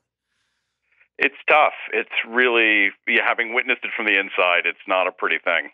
No, the digital thing, some of them have been able to make, the bigger ones have been able to make the leap, but some of the other ones haven't. Anyway, we're not here to talk about newspapers. We're here to talk about The Sopranos, which ironically, by the way, I was gone last week. You had mailed me the book, and it was on my desk. I didn't even see it. I was home Friday night, and I told this story on my podcast. My wife just had The Sopranos on. They were running a marathon, and we ended up watching 5 episodes. And I honestly had not thought of the show for 12 years or 12 and a half, whatever, since it was gone, even though, it's on the Mount Rushmore for me. It's weird to say this. Forgot how great it was. I have now watched all of season 1. I went backwards, watched the first 6 or 7, then I'd already watched the 5. And I really need to revise my list, Sepinwall. I think this might be back to number 1. It might have passed the wire again. Where is it for you? It's really, really high. When Matt and I did the TV, the book a few years back, I think we had it second after The Simpsons. But I got to say, when I rewatched it to do this book, I had the same reaction, which was I always loved it. I always knew it was great. I liked it better this time. And you know what I really liked better this time? Gandolfini. Yeah. Because it's like, he's great, but you kind of think, all right, well, he's on Mount Rushmore with Cranston, with Ham, with somebody else. No, he's on his own mountain. He is so much better even than those guys. It was really extraordinary and a little bit sad to watch because he's not here with us anymore. I had the same feeling and went through the same emotional cycle. I think the biggest shockers for me going through season 1 again, now I can't wait to watch. I'm going to be watching 2 a night until I'm going through until 2 in the morning every night. Gandolfini jumped out to me. How great he was, how young he was. He's like, what, 38, 39 in the first season, something like that? Yeah, he's skinny. He's still got some of his hair. It's amazing. Just what a loss that was. Just that we don't have him, and we lost Philip Seymour Hoffman, and we've just taken some hits from the great actor group. So that was one thing. The second thing that jumped out to me was how fucking funny the show is. The show is consistently and genuinely funny. And I think as the years pass, you kind of, I haven't gotten there yet, but I just remember going through the cycle thinking Whitecaps was the best episode. And that's such a serious, heavy episode. The ending was so serious and heavy. And it's just like you forget, like the show is hilarious. Polly Walnuts is flat out hilarious. Christopher's wardrobe through season 1 is hilarious. The one-liners, the digs, it's consistently entertaining in a way that I just had kind of forgotten. Like when they do the intervention for Christopher when he's got the heroin problem, that's one of the 3 or 4 funniest things ever put on television. Right. There is in the second episode, I think it's second episode, they're trying to hunt down somebody who stole a car, who worked at a coffee and espresso shop. And Silvio and Polly Walnuts go to this place, and Polly Walnuts starts getting mad that they have taken espresso and coffee from the Italians and that the Italians should be the one making this. And he goes on this 35-second tirade about it. It's so good. It's just, oh man, I just can't, I forgot how much I love this show. And I'm mad that I didn't rewatch it sooner. As you were doing this book, there had to feel like there was a little weight on your shoulders, right? Because there's no book like this. You recap every episode. You have a long interview with David Chase, the creator, and this book didn't really exist in the way you guys did it. Did you feel a little tension with that? A little bit, just because A, the show is so important, and B, it's like you said, it's kind of receded into the past a little bit. Yeah. Because it's been a while, and there have been all these shows that followed up on it, Breaking Bad, Mad Men, and everything else, up to everything that's on Netflix now. And so you worry, is this just going to be some dusty old relic that seems, like it's all these cliches that the business has appropriated since then? And, this was a very important show to Matt and I. We both covered it when we were at the Star-Ledger, which was Tony's newspaper. And thank God it was great. And thank God Chase was great when we talked to him, because he can often be a very guarded guy, and he opened up about a lot to us, including the ending. Yeah. I haven't read that yet. I want to watch the whole show, and then I want to read the Chase thing afterwards. I've gone through the recaps of what you wrote to where I am kind of rewatching this season. But I think it's interesting with some TV shows that are quote unquote groundbreaking, they end up getting surpassed by the kind of imitators and the people that took whatever they did and they take it to the next level, and I think we've seen that over again. You watch a show like Cheers, which I think is the greatest half-hour traditional sitcom of all time, but it does feel dated now, and I think a lot of people were able to take that medium in all these different ways, and a show like Larry Sanders, which is really the first most important HBO show ever. Some of the first few seasons of that show, they feel a little dated now. I think the last couple have aged pretty nicely. What's crazy to me with The Sopranos, it's been 20 years. It's actually been 20 years this month. And it doesn't really feel dated. It's not like Breaking Bad took what The Sopranos did and pushed it to this whole other level. The Sopranos still holds up at the level it was at and goes toe-to-toe with everything that came after it. I think that's pretty hard to do, and it's been 20 years. What's your feeling on that? No, I agree. I mean, you can sort of look at it as a period piece, obviously, because of the clothes and the blocky cell phones and everything else. But one of the things that it has in its favor that I think a lot of the shows that have copied it don't quite get is it's not super serialized. A lot of it's just sort of like, here's a little story about Tony and his mistress. Here's a little story about, Paulie getting upset about this. Christopher gets shot. He has a dream. And so even if you've seen it once, twice, 5 times before, it still holds up and it's still incredibly rewatchable because you're not just worrying about what happens next. If anything, knowing what's coming makes a lot of stuff play better than it did the first time. Yeah, I agree. And another thing that struck me from season 1 was how important his mother was. And what an unbelievable what if that is, that the actress, Nancy Marchand, she died before season 2.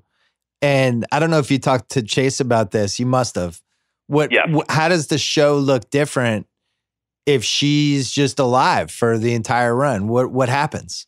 Well, I mean, he said that it probably would have been a problem anyway, just because like both Livia and Junior try to kill Tony at the end of the first season, and he survives, and eventually he kind of forgives Junior.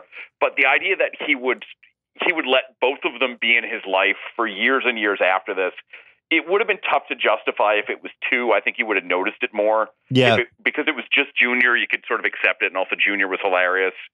But he really was. It was tough, though, because Nancy was great. She was. And almost like there's no performance like it.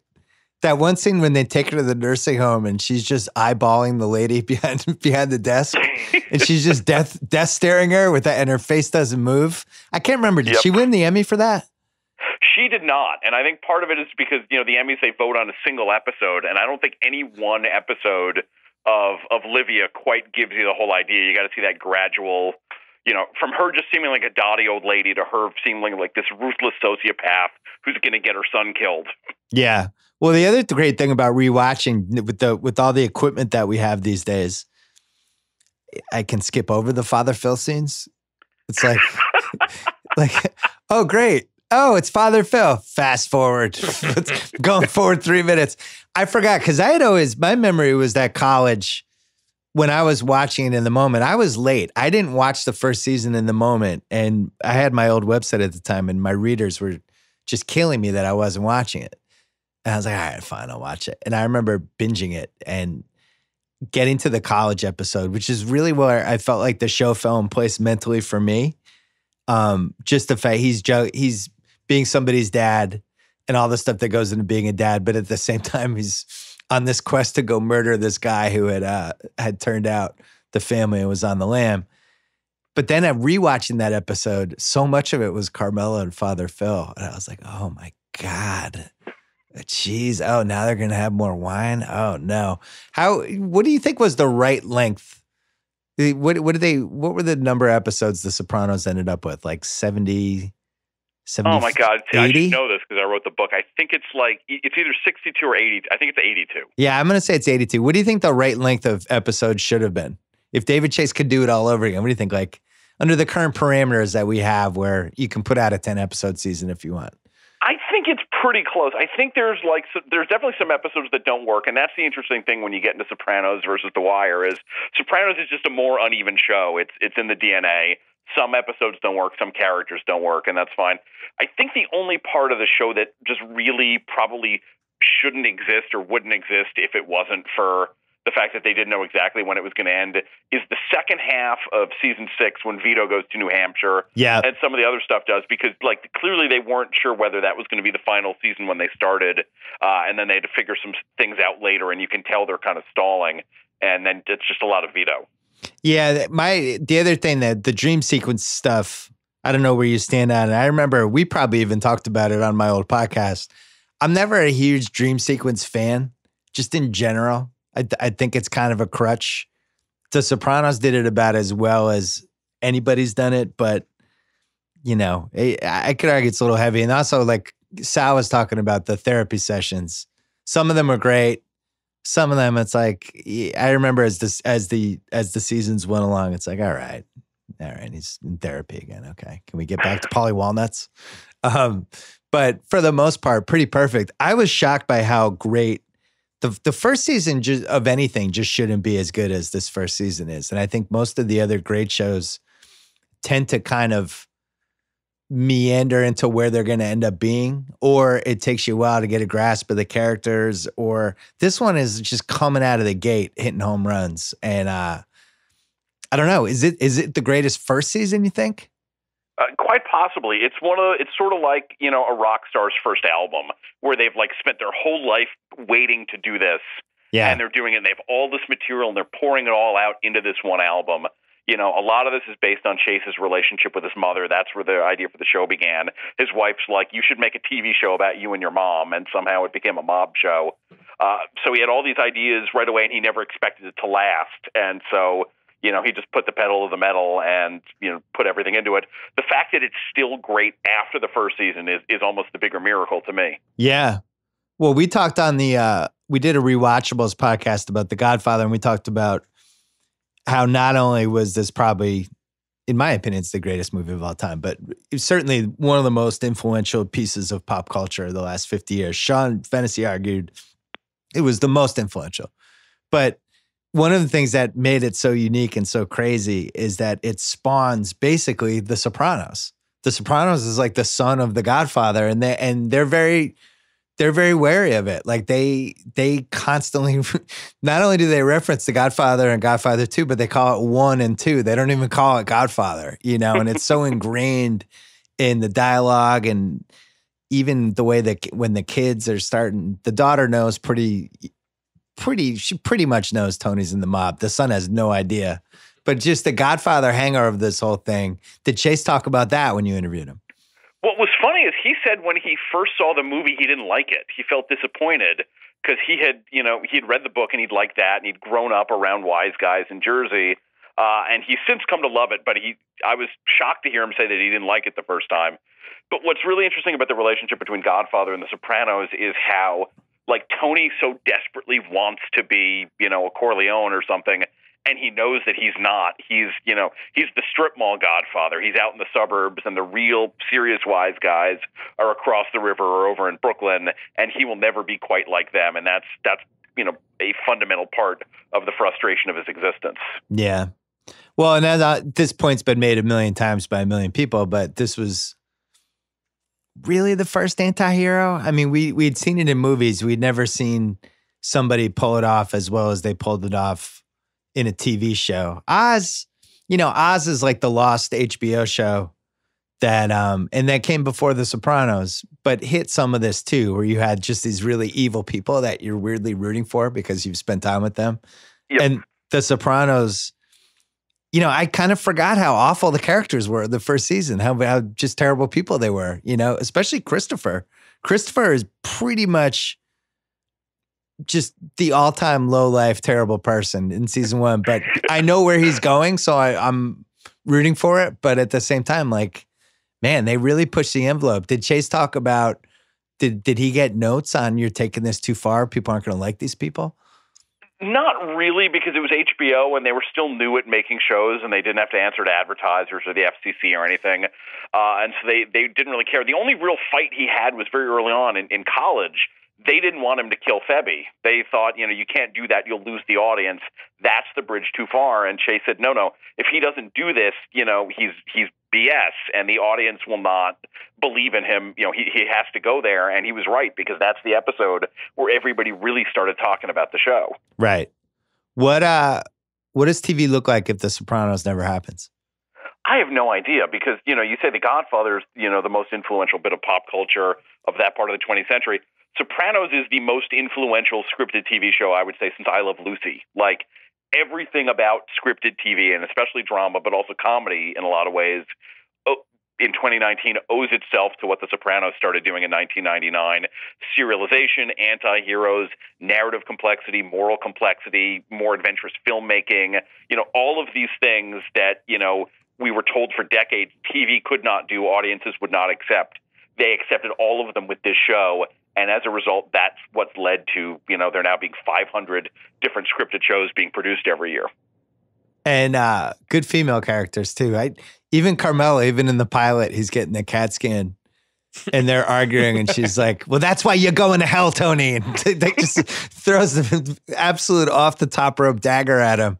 And then her role becomes more and more important as it goes along. Meadow, surprisingly crucial in the first season. And I got to say, AJ, who became probably the show's biggest liability as the seasons went along, AJ's actually pretty good in the first season too. As the years passed, he became kind of the late 1990s Larry Johnson of the whole thing. Is that fair? You're a long-time Knicks fan? Late 1990s Larry Johnson went to an NBA Finals, Bill. So did AJ Soprano.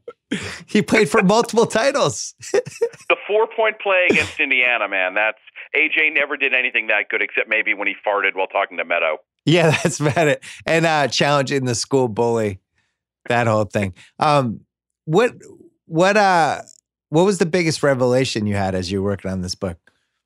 Well, obviously, Chase talking about the ending, which I won't get into with you because you want to get there, was the big one because we didn't expect him to do it, and he kind of blurted something out, and it went from there. But here's a little factoid that I never knew before. Remember Eugene Pontecorvo, the guy in the members-only jacket who hangs himself in season 6? Yeah. That actor was originally cast to play Ralphie. Oh, wow. Because he was an old friend of Gandolfini's, and Gandolfini said, hey, you should try my buddy. And they realized it wasn't a good fit, and so they recast him in this other role, and they brought in Joey Pants. Jesus. So I don't want to spoil whatever revelation Chase had about the final, but I'll just ask you this: Did you have more clarity on the final after whatever revelation he had? Oh, I had a lot more clarity. Really? Yes. Oh man, nephew Kyle, he's squirming in his seat now. Really? Well, I will say this for nephew Kyle and for everybody else who's listening. You will get a lot more clarity about what it means, but you will not necessarily get more clarity about what happened. I've gone 180 on the final. Now that 13 years have passed and I know my cable didn't go out, I actually like the final, and I think it's really cool. And oh, wow, that's great. And it's really hard. It's just so indelible, that whole scene and Meadow trying to park and just everything, the guy in the members only jacket, the song. And when you hear that song, it's just hard not to think of the Sopranos. And that song was an iconic song anyway. And now it's like doubly iconic. I don't know. I'm okay with it. I still feel like they should have kept the HBO logo on when it went black, would be my one nitpick. Like just my to reaction, let people know it wasn't broken. Yeah, my reaction shouldn't be, oh my God, Arcade, how did the power go out right there? And then not realize that was just the end of the show. But this was the argument, Bill, that you made the very first time I was on one of your podcasts. Really? See, we brought it full circle. It's nice. So Tony's obviously if we did a rewatchables of the entire Sopranos, who won the show is Tony. Who do you think is the number 2 MVP? If you're doing all the voting, who's the number 2 MVP of the show? I think it's probably Carmela, because if you look at all the shows that came after it that imitated it in some way, everybody hates the wives on all those shows. They hate Skylar White. They hate Betty Draper. They hate all of them. And nobody really hates Carmela, despite the fact that, she doesn't get along with Tony and she disapproves of a lot of what he does. And that's a testament to how great Edie Falco was and how well they wrote that character. Yeah, I think that's fair. I would go with that too. I got to say though, it's funny. My wife said this when we were watching it. She was saying she always has this thing about how these people become her friends, these shows that we watch. Like Sex and the City, I remember the first movie that came out, and she was like, I gotta go. These are my friends. It's like, you've never met these people. What are you talking about? She's like, these are my friends. I've spent a lot of time with them.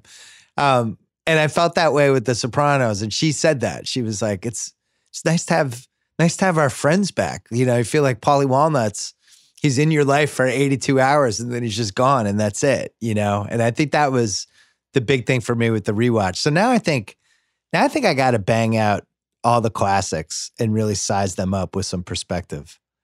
I got to do Sopranos. I got to do The Wire. I got to do Breaking Bad. I got to do Thrones. And what's the fifth one? There's a fifth one, not Lost. Deadwood. See, I never watched Deadwood. Never watched Deadwood. I've been saving it like a bottle of 1994 Cabernet. It's been in the back of the wine cellar. The movie's coming up later this year, so that's a good excuse to do it. There was another classic though. We're missing one. There's another when the Mount Rushmore TV gets discussed, it's always the same few, and then there's one other drama. What are we? Well, I would say missing? The Shield, but you've got that whole thing about Chickless being short, so that doesn't qualify. Yeah, I know that's been. Mad Men? Mad Men. Yes, of course. So that's the big 5. And if we were trying to make a Mount Rushmore, I think, and you had to pick 4, it'd be tough. If you had to do Sopranos, Mad Men, Thrones, Breaking Bad, what's the 5th? And The Wire. I don't know that Thrones would be on my Mount Rushmore. Wow. I think I agree with you. I like Game of Thrones, but it's a show that's sort of great in moments, but not nearly as great overall as most of the other ones. We go process by elimination. I can't take off Sopranos. Nope. I can't take off The Wire. Nope. And I can't take off Breaking Bad. So that last spot is basically between Thrones and Mad Men. And I would really have to put a lot of time and thought and energy into thinking about how I feel about that. I do think Mad Men would be a really good rewatch. And I'm excited to do that one. I especially those first couple seasons. It's sad though that we have no Thrones is going to go away June. We have no show that I feel like has a chance to be Mount Rushmore worthy. Do you? Do you feel like there's a show out there that has a chance? Right now, in terms of dramas, I'm not sure, but I feel like there's some really crazy stuff happening at half hours. Like Atlanta, you could call it a half-hour drama for sure, and what it's been doing so far has been pretty extraordinary. Yeah, half hour is different though. Fair. I almost feel like there's a half-hour dramedy category that has like Larry Sanders and Atlanta and those type of shows. That's like its own mountain. And then the traditional sitcoms.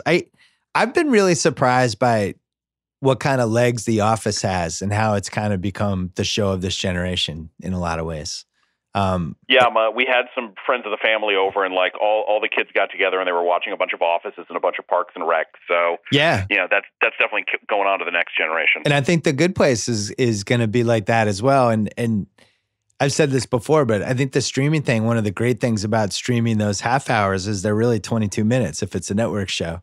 And when you watch 3 Offices in basically an hour, you know? And so I noticed like my daughter just ripped through The Good Place. Like she finished it in a week over Christmas break. And the other show she watched in like 8 days, which I was shocked by, was The New Girl. She loved The New Girl. Now she's 13 years old. I don't know I don't know how much that has to do with it, but she watched like 70 episodes of The New Girl, and she was always doing something else as she was watching it. But 22 minutes a pop, you're banging out 3 in an hour. It's not as daunting as it is. Even like something like The Sopranos, rewatching it, the episodes are like between 45 and 50 minutes. Like that's basically 2 hours. That's what it would take to watch a movie now. So if you watch 3 Sopranos instead of some crappy movie, I would recommend The 3 Sopranos. Yeah, and just getting back to the Mount Rushmore thing for a second, I would say right now there's not anything that's a candidate, but there have been things recently, like The Americans just wrapped up. That's not far off of Mount Rushmore. The Leftovers, which HBO did, come on, I would put its best seasons against some of the better things that the Mount Rushmore shows did. Stop it. No, I will not stop, Bill. No. What about Succession? All right. See, now you're going to get mad because I did not like Succession.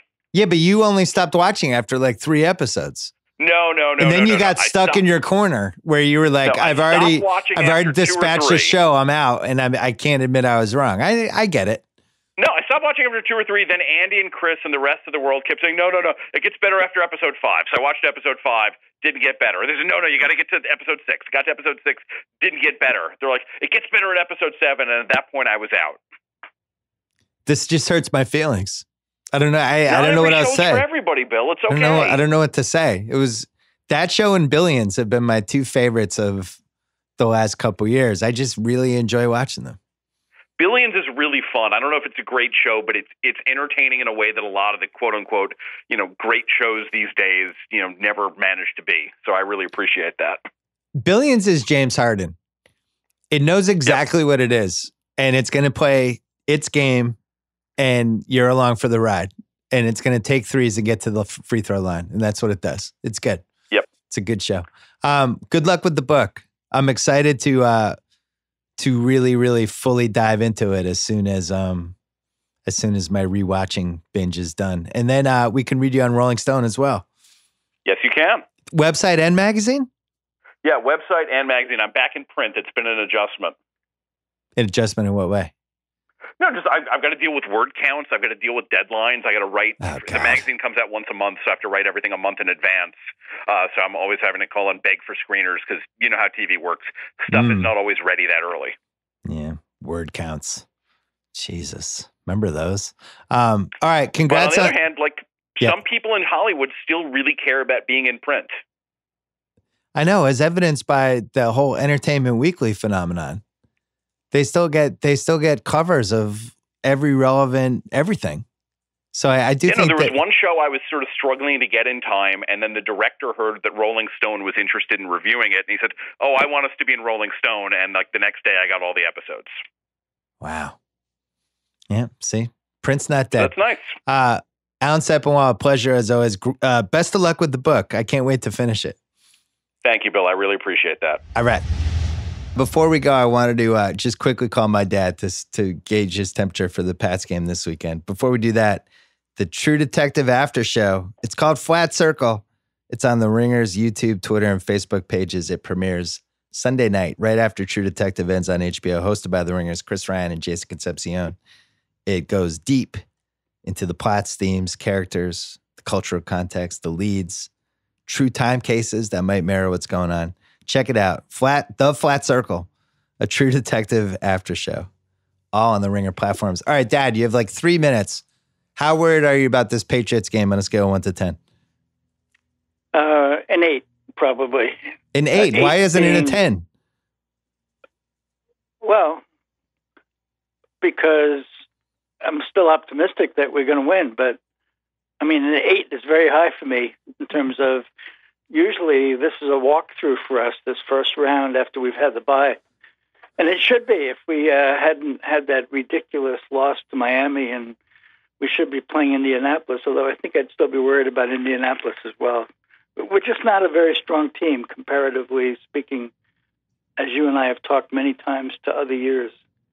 So, I talked myself into it. I picked us just to win. I didn't pick the -4, but I picked us. I did a parlay with the Pats and the Saints.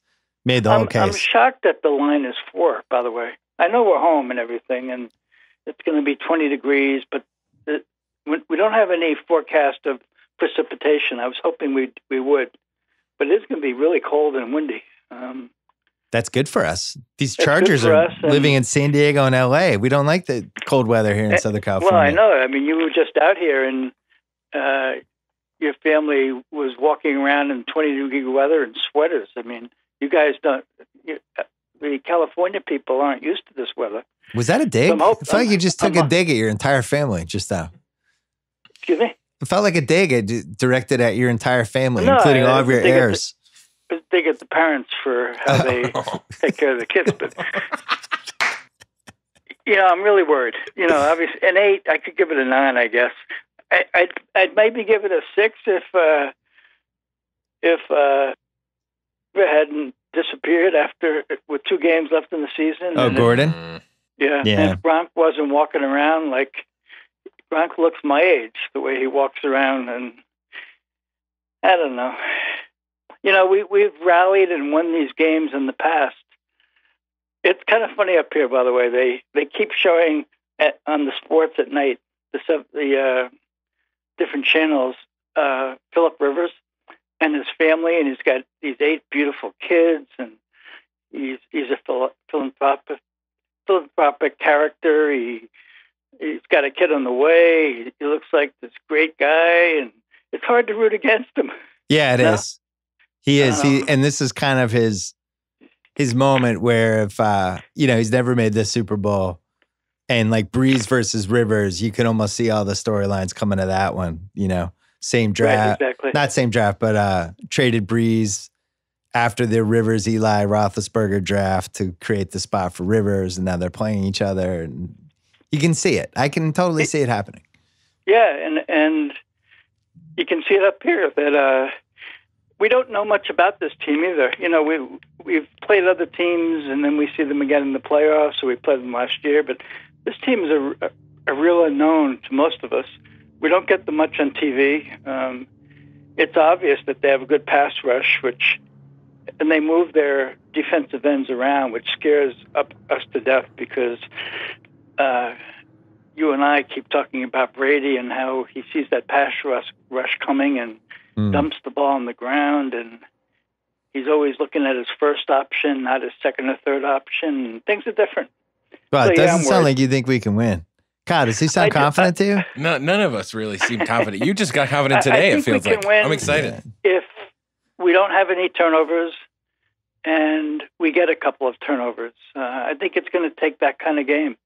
I wish I was more confident that we could run on this team. Yeah. I watched what they did last week, and they basically took their linebackers out of the game. I don't know if they can do that against us, but I'm sure they're going to come up with something creative. And you and I just kind of, every time Michelle runs the ball and first time he gets hit, he falls on the ground. That's not very encouraging. So well, maybe he'll be good this game. Maybe he'll be good this game. Cold weather, low to the ground. This could be the Sony breakout game. Plus, your boy Lamar, you complained all year that we didn't take Lamar, and then Lamar completely shit the bed in the playoffs. So maybe this will swing it. Lamar sucked last week, and Sony's going to be awesome this week. Lamar almost pulled that game out at the end. Oh, stop it! That game was over. Come on. I didn't want Lamar to be the starting quarterback of his rookie year. That guy needs 2 to 3 years to develop. Yeah, I think Baltimore threw him to the the Ravens threw him to the Wolves. So I don't blame Lamar. I blame the team for thinking that he could carry them to the promised land. God, you sound like the Ringer NFL Slack. It was like they're all blaming the coaches. Yeah, let Flacco take the hits. I said this. We'll leave on this. I said to House, I picked the Pats to win. I don't know if they're going to cover, but I think they win. And for me, it comes down to if they lose this game, I really feel like the Belichick-Brady era is over. And that's it. And you and I were there the last couple of years of Bird and McHale and Parrish, and especially 92 when we had that series against the Cavs. The Bulls were waiting for us. Right. Game 4. You're right. Game 4 up 2-1. Had a chance to go up 3-1. We're up like 4 or 5 late. We score. Mark Price gets it, takes it full length of the court, full court layup with like a minute left, cut it to 2 right away. We had the crowd. We had so much momentum.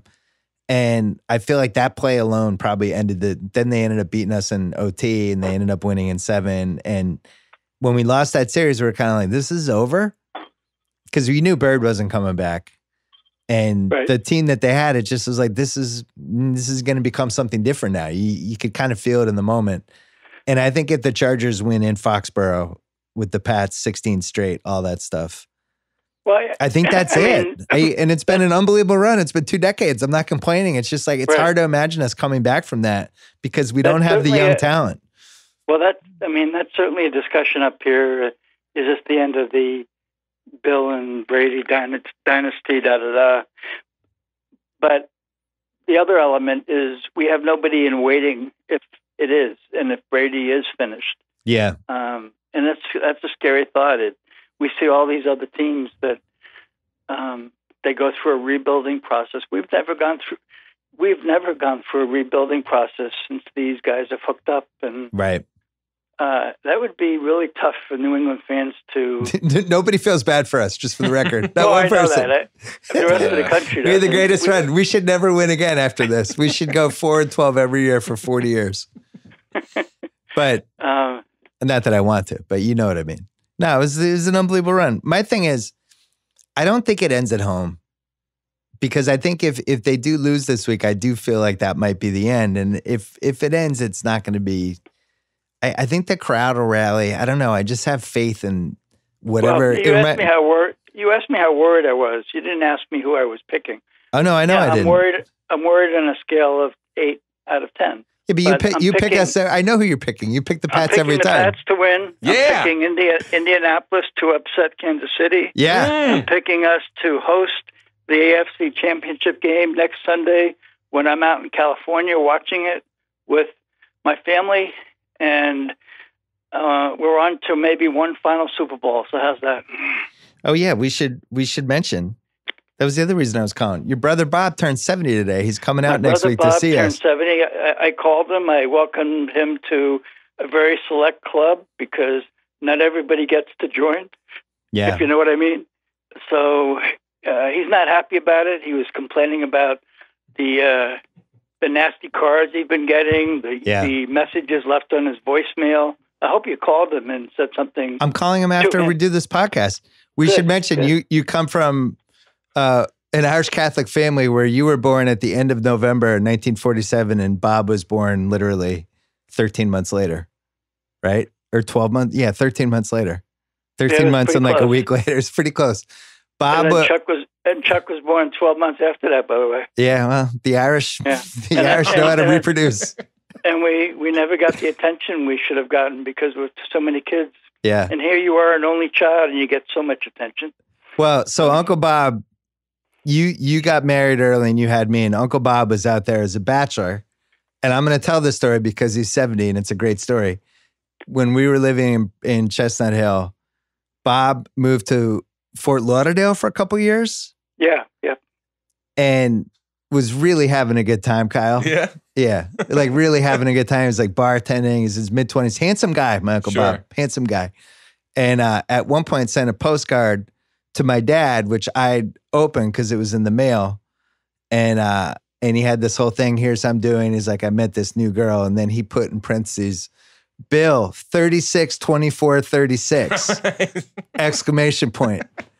And I was like 6. And I was like, what does that mean? And I just badgered you until you told me what that meant. And from that point on, Uncle Bob was the coolest person in my life. Cool. That he's for the 36, 24, 36. God bless the 70s. But anyway, it wasn't intended for you to open. It wasn't intended for me. Yeah, it wasn't Yeah. intended for me. So anyway, Uncle Bob, great run. Then eventually got married in the early 80s. And you're going to see him next weekend because you invited him to L.A. Well, he might not come after I told the 36, 24, 36 story. It was a famous Simmons family story. Actually, he might come because he understands that in California, every woman is able through surgery to have those measurements. Oh my God. We're off the rails.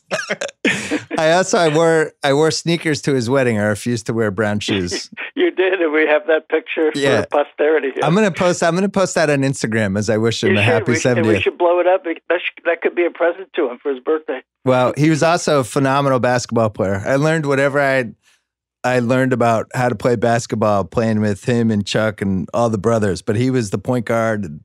He was. I'm talking to him past tense. He still plays, even though he has two new knees. He's still playing. He has 2 robotic knees, and he still is planning to beat your wife in tennis with those robotic knees. Still, so he used to babysit for me when you were working, and he would play tennis, and I would be at the net with the rally, and I would just screw up the rallies at the net and jump in like his doubles partner, and not realizing how annoying that probably was to everybody. But again, I was an able only child. I can't apologize. I just look back and I try to learn how to be a better person. But yeah, Uncle Bob, 70th birthday. He's the best. And I look forward. I hope you're right, man. It would be awesome if it was Colts at Pats next week and we're all watching it together. That would be exciting. All right, Dad, I'll call you over the weekend. If it happens that way, I tell Kyle that he doesn't have my chair next Saturday for that game. Oh yeah, Kyle, you get to watch with all the uncles. Cool. Am I standing? There's a lot of couch. We'll squeeze in. There's a lot of couch. It'll be fine. We'll squeeze in. All right, Dad, I'll talk to you over the weekend. All right, bye. Bye. All right, thanks to Joe House. Thanks to Alan Sepinwall. Thanks to ZipRecruiter. Don't forget to go to ZipRecruiter.com/BS. Thanks to Flat Circle, our new True Detective after show. It is available on all the Ringer platforms right after True Detective ends on Sunday night. Thanks to Hotel Tonight. They show you top-rated hotels with unsold rooms. They make it easy to book your stay at an amazing rate. You can book in advance. It's perfect for spontaneous weekend getaways, 3-day weekends, whatever you want. Start scoring amazing deals at incredible hotels. Go to hoteltonight.com or download the app right now. And thanks to Simply Safe, they believe nothing should come between you and protecting your home. They've gotten rid of the reasons not to get home security. No contract, no price markups, no installation windows. You don't have time for that stuff. It's engineered to do one thing brilliantly, protect you. Get a jump on protecting your home at simplysafe.com/BS. That is SimpliSafe with 2 I's. simplysafe.com/BS. Enjoy the weekend, and for the love of God, go Pats.